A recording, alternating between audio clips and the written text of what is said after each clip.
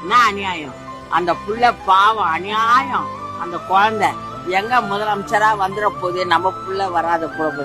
எதிர்கட்சிக்காரங்களாம் ரொம்ப மோசமானவங்கம்மா. நானே தின்னணும், நானே வாழணும், பழைய பெருச்சாலி. எதிர்கட்சிக்காரங்களாம் பழைய பெருச்சாலிடா. இவன் புதுசு, இவனுக்கு ஒண்ணும் தெரியாது. குழந்தைக்கு ஜனத்துங்களுக்கு கெளிக்கணும், நம்மளுக்கு ஓட்டு போடணும், அவங்கள நம்ம முதலமைச்சரா வந்துட்டா அவங்களுக்கு நல்லது செய்யணும் தான் அந்த குழந்தைக்கு. வேற எந்த எண்ணமும் கிடையாது. இவங்களை விட அவர் பெட்டர் தான் நிச்சயம். ஏன்னா முன்னாடி இவங்களை பார்த்துருக்கோமே, அவரை பார்க்கலையே, அவர் தான் செய்கிறேங்கிறாரு.